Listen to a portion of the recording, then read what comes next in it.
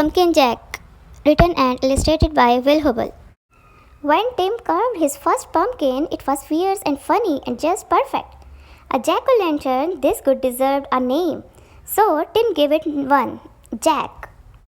Long after the best trick-or-treat candy was eaten, Tim still kept Jack. At night, when a candle made Jack's face dance on the wall and filled the dark with warm pumpkin smells, Tim felt Jack was almost magic. Yet, too soon, the spell was broken. "This pumpkin is beginning to rot," announced Mom. "It's time to throw it out." Tim knew it was useless to argue. He carried Jack to the garden, which was filled with the brown ghost of last summer's plants. A dead garden is better than a trash can, thought Tim. Still, it made him sad to leave Jack outside and alone. Whenever chores or play brought him to the garden, he looked at Jack. Every time Jack was different. He became wrinkled, and his fierce smile began to look silly. Mold spread over Jack's bright orange skin. As the days turned colder, Jack grew flatter. Winter began. Soon Jack was hidden beneath snow, and Tim forgot about him. The cold, heavy jacket days came. Snowmen and sliding days, indoor days, Thanksgiving, Christmas, and Valentine's. When all these days had passed and the March winds melted the snow, Tim found Jack. There wasn't much left, just a faded and crumpled pumpkin skin, a stem, and a few seeds. Jack's Halloween magic was a distant memory now. Tim scraped a thin blanket of earth over the last bits of his pumpkin. "Goodbye, Jack," he whispered.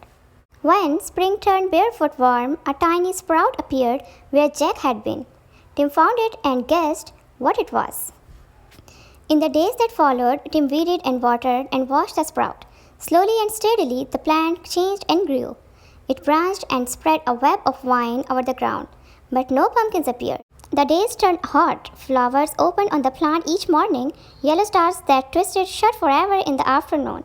Still, there were no pumpkins. Finally, Tim found a little green ball growing behind a crumpled blossom. A pumpkin! Tim let out a whoop and ran to show his mom. By August, the plant had spilled into the lawn. Tim's favorite game became pumpkin hunting.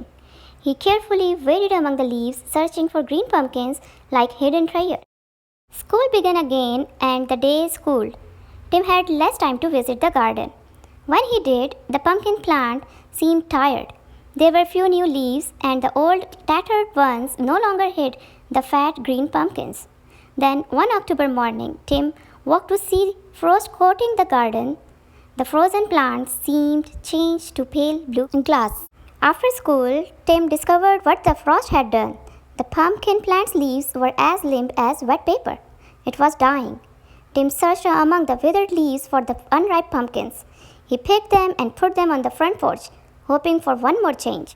By Halloween, the pumpkins had ripened to bright orange. There were many, for the plant had been generous. Tim was generous too. He gave away all but one. From jack-o'-lantern to seed to pumpkin again, the circle was almost complete. Now it was time for Tim to do his part. He gave his pumpkin a face. It smiled at him in a fierce and funny way. Tim smiled too and said, "Welcome back, Jack."